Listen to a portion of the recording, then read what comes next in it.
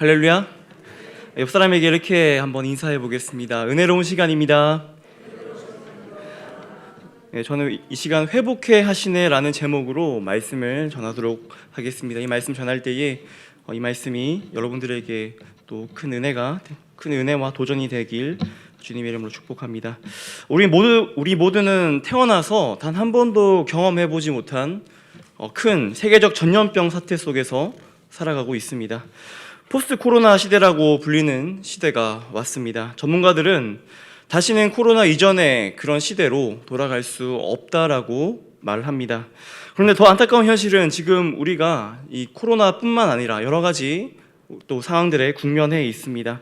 미국에서는 인종차별에서 시작돼서 큰 폭동이 일어나고 있고요. 그리고 종교 통합운동이 또 세계 곳곳에서 움직이고 있습니다. 그리고 이 세상의 풍조는 점점 더 악해져가고 있고 사랑은 메말라져가고 있는 그런 시대 속에서 우리는 살아가고 있습니다.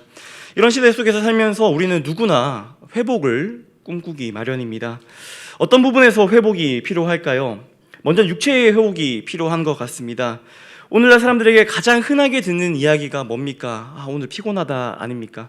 저도 많은 분들이 많이 물어보시더라고요. 저한테 이제 입술 이게 뭐가 나가지고 많이 피곤하시나 보다라고 하시는데 사실 피곤합니다. 여러분들도 많이 피곤하시죠? 저는 어렸을 때는 만성 피로라는 그런 이야기를 많이 못 들었습니다. 그런데 요즘에는 이 만성 피로라는 것이 너무나 자연스럽고 너무나 많이 이런 표현들이 쓰입니다. 공부하는 학생들은 학생들대로 피곤하고 주부들은 주부들대로 피곤하고 직장인들은 말할 것도 없습니다. 또 어떤 것에 회복이 필요하겠습니까? 바로 관계의 회복이 필요한 시대입니다. 먼저 사람과 사람의 관계는 물론이고 가장 가까워야 할 가정에서조차 참담할 정도로 그 관계가 깨어져 있는 것을 우리는 자주 보게 됩니다. 가정 안에서 부부 간의 관계, 부모 자식 간의 관계를 보면 정말로 이 시대가 회복이 필요하구나라는 것을 느끼게 됩니다. 그런가 하면 특별히 오늘날을 볼 때 느껴지는 것은 신앙의 회복이 필요한 때라고 생각을 합니다. 한국교회가 20년이 넘게 쇠퇴하고 있습니다. 부산과 경남의 초중고등학교 복음화율을 보면 3%도 안 된다는 그런 보고가 있습니다. 이뿐 아닙니다. 교계에도 가슴 아픈 소식들이 많이 들려져 오죠. 모범이 되는 목회자들이 탈선과 비행으로 인해서 일반 성도들에게 가슴 아프게 하고 국민들에게는 실망을 안겨다 주는 것이 지금의 현실인 것 같습니다. 지금 우리가 살아가는 이 시대는 그 어느 때보다 신앙의 회복을 필요로 하는 시대인 것 같습니다. 이렇듯 오늘날 세대를 보면 정말로 회복이 필요한 세대인 것 같습니다. 그런데 이런 세대가 오늘 성경 본문에도 나타납니다. 바로 사사 시대입니다. 사사 드보라 이후에 40년간의 태평 세월을 이스라엘은 지내게 됩니다. 그런데 이스라엘 백성들은 또다시 범죄하기 시작합니다. 그래서 하나님께서는 이 이스라엘 백성들을 미디안의 손에 붙이십니다. 그런데 미디안 백성들이 이 이스라엘 백성들을 괴롭혔던 방식은 조금 특별합니다. 어떤 방식이냐면 평소에는 이스라엘 백성들을 가만히 내버려 둡니다. 평소에는 농사를 짓게도 하고 그들이 생활할 수 있게끔 합니다. 그러다가 추수할 때만 되면은 그들이 벌떼같이 와서 이스라엘 백성들이 추수한 모든 농작물을 약탈해 갔습니다. 차라리 처음부터 농사를 짓지 않았더라면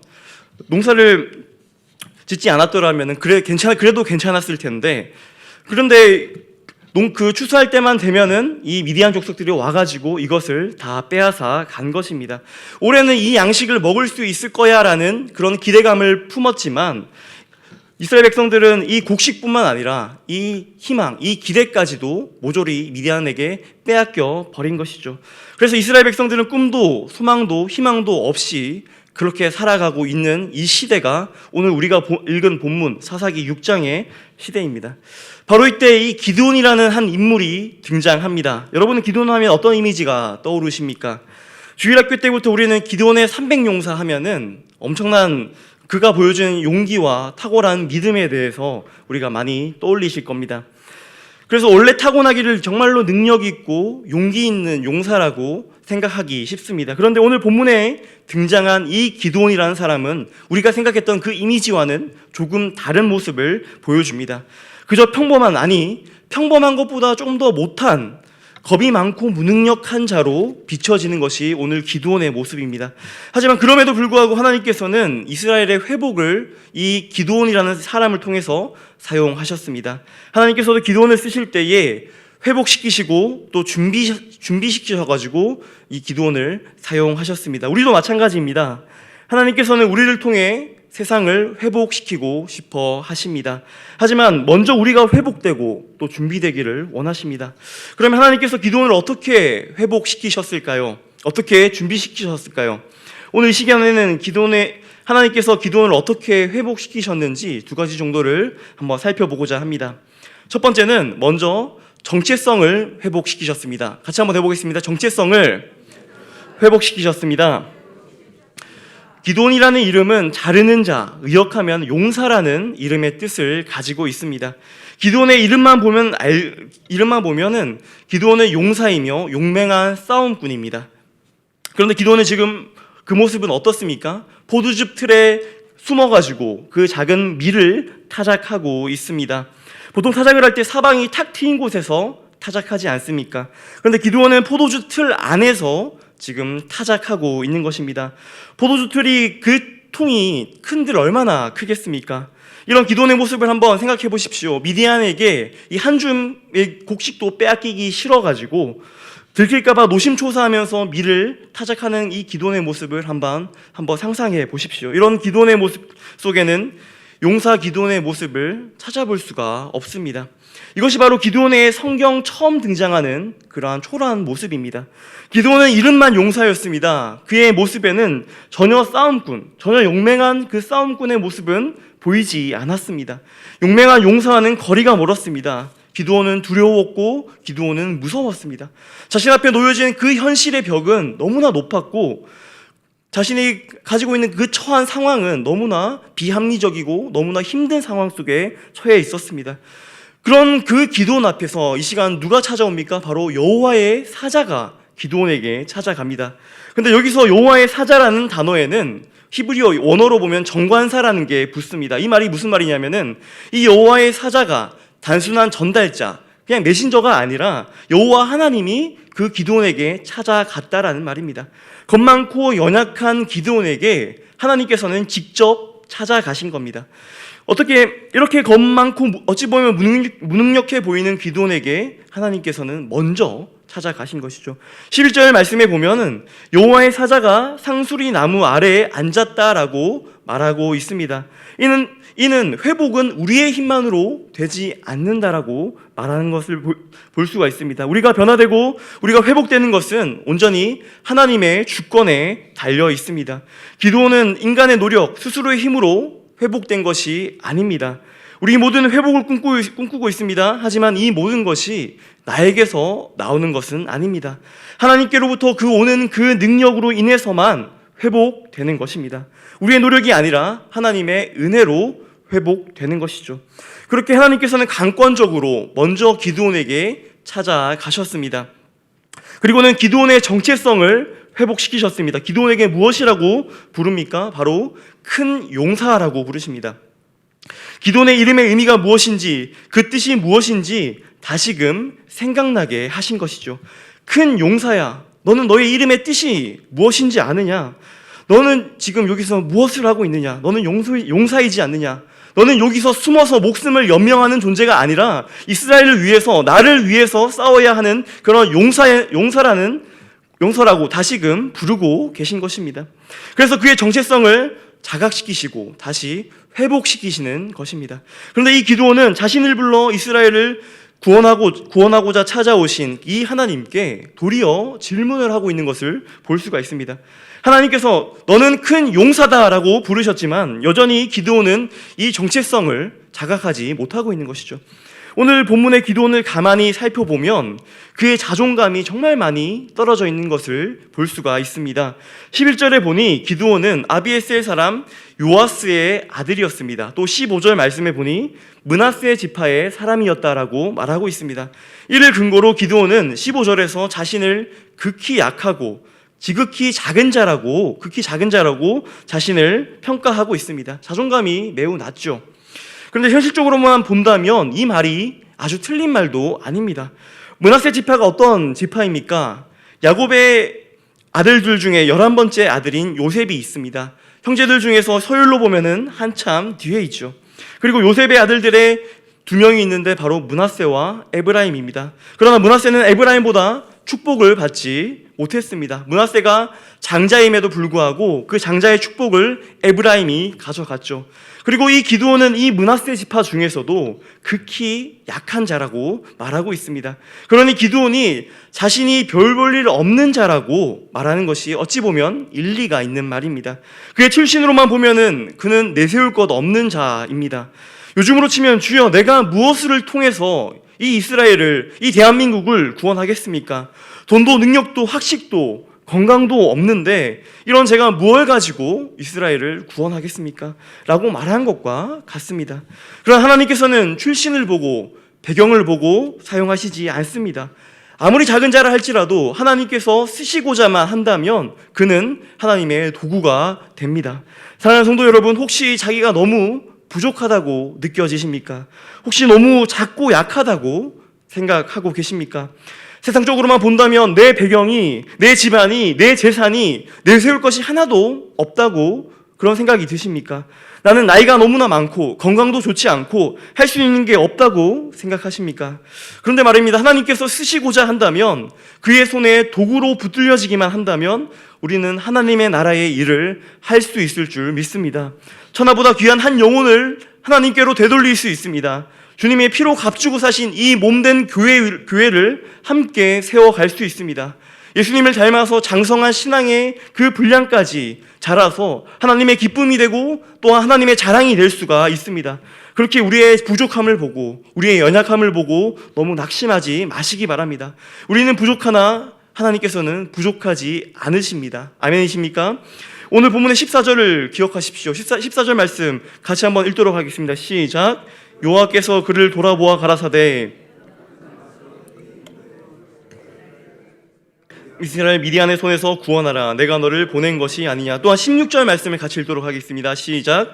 여호와께서 그에게 이르시되 내가 반드시 너와 함께 하리니 내가 미디안 사람 치기를 한 사람 치듯 하리라 하시니라. 기드온은 작은 자였지만 여러분이 아시는 대로 크게 쓰임 받았습니다. 이스라엘을 회복해야 하는 엄청난 일에 이 기드온은 쓰임 받았습니다. 사랑하는 성도 여러분, 우리가 세상을 회복시키기 위해 그리고 하나님께 쓰임 받기 위해 우리가 가장 먼저 해야 하는 것은, 우리가 가장 먼저 알아야 하는 것은 우리의 정체성입니다. 우리의 이름은 무엇입니까? 우리의 신분은 무엇입니까? 우리는 바로 그리스도인입니다. 우리는 살아도 주를 위해 살고 죽어도 주를 위해 죽는 바로 그런 자들입니다. 우리의 인생은 우리의 것이 아닙니다. 우리는 우리의 영광을 위해 사는 존재들이 아닙니다. 우리는 우리의 기쁨을 위해 사는 존재들이 아닙니다. 오직 하나님의 영광을 위해 사는 존재들인 줄 믿습니다. 이것을 가장 먼저 깨달아야 합니다. 현실 앞에서, 상황 앞에서 이 그리스도인이라는 이 의미를 잃어버린다면 우리는 세상에서 빛과 소금의 역할을 감당할 수가 없습니다. 그리스도인임에도 불구하고 현실 앞에서 벌벌 떨면서 그리스도인임에도 불구하고 포도주 틀에서 밀이나 타작하고 있는 것입니다.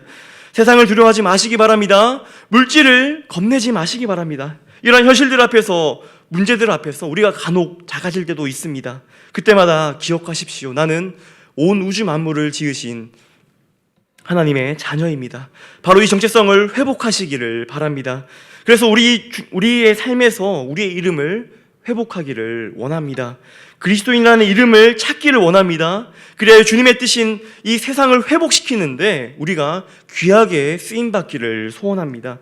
기드온이 자신의 이름을 따라서 미디안을 이기고 이스라엘과 하나님 그 사이를 화목해 했던 것처럼 우리들도 그리스도인이라는 이 이름을 회복해서 그 이름을 따라 이 세상과 하나님을 화목해 하는 그런 모든 우리 진교교회 성도님들 되시기를 주님의 이름으로 축복합니다. 둘째, 하나님은 기드온을 예배자로 회복시키셨습니다. 한번 같이 해보겠습니다. 기드온을 예배자로 회복시키셨습니다.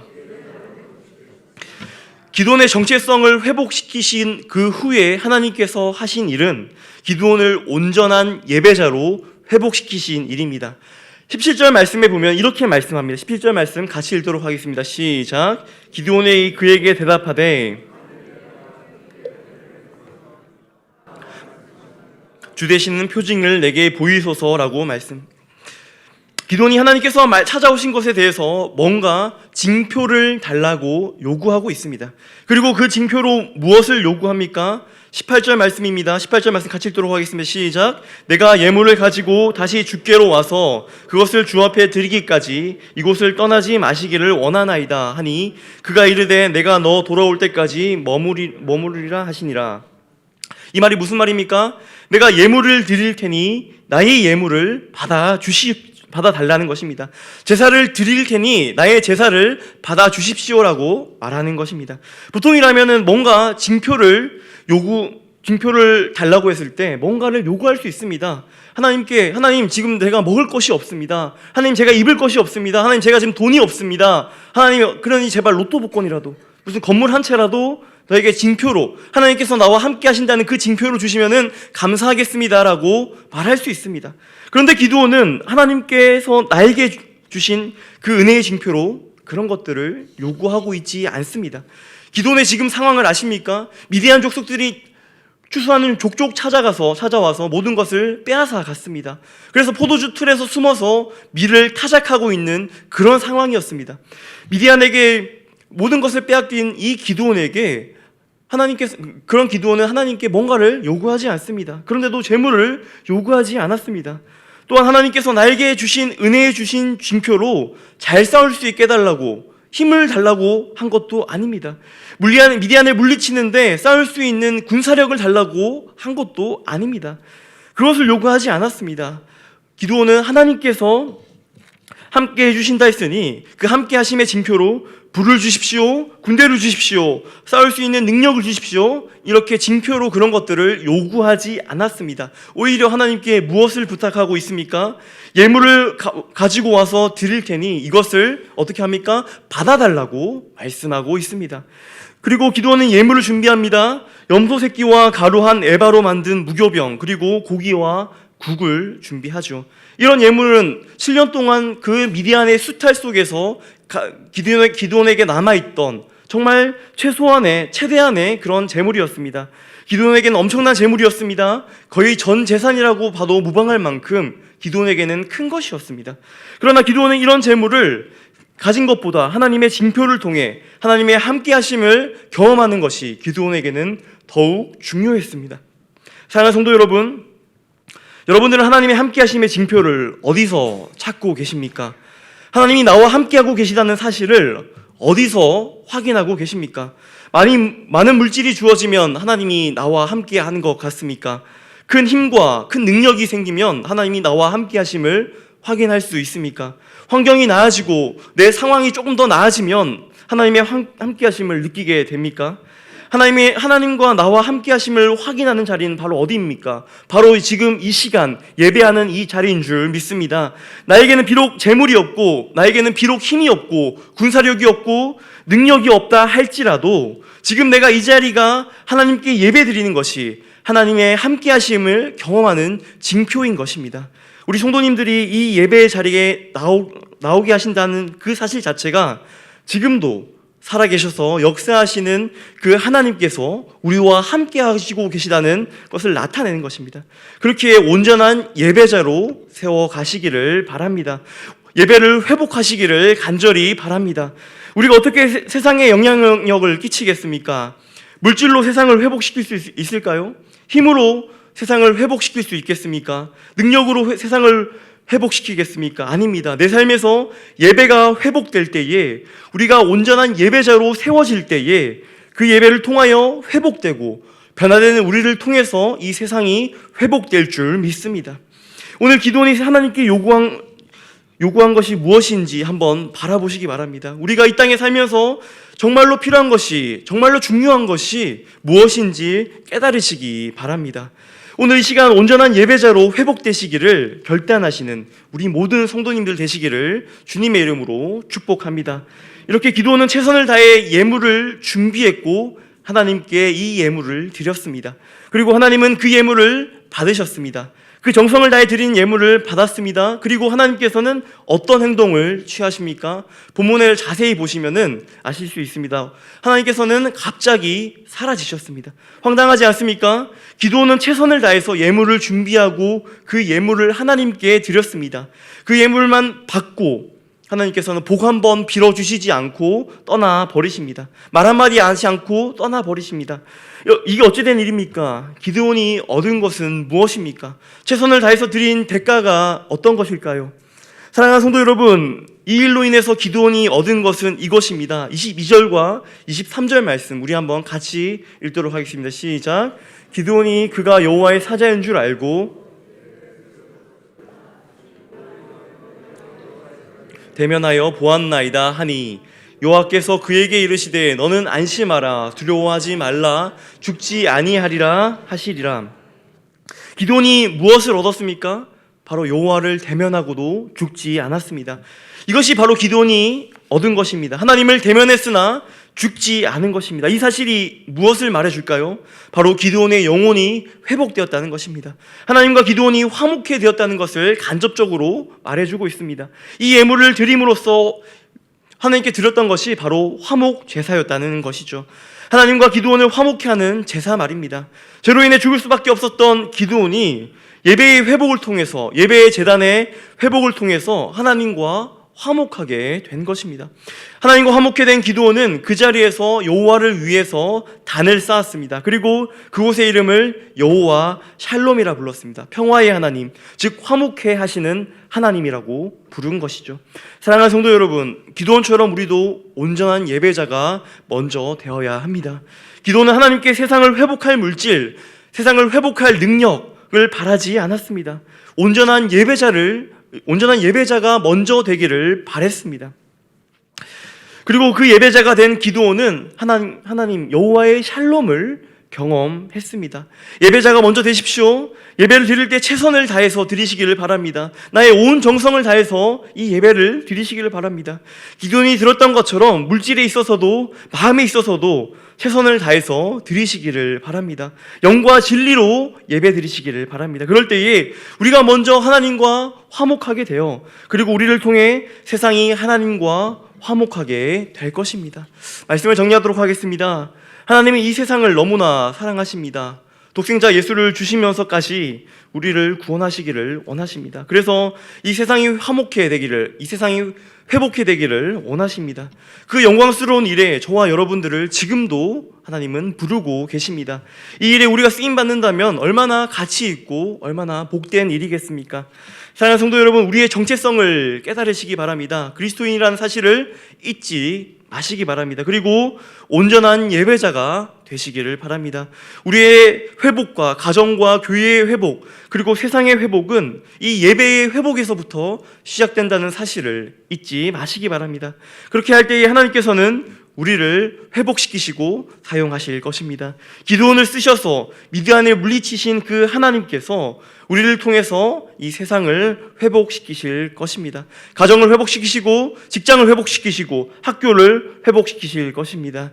이 두 가지를 잘 기억하셔서 이 하나님의 회복의 사역에 귀하게 쓰임받는 저와 여러분 되시기를 주님의 이름으로 축복합니다. 이 시간 들은 말씀을 기억하며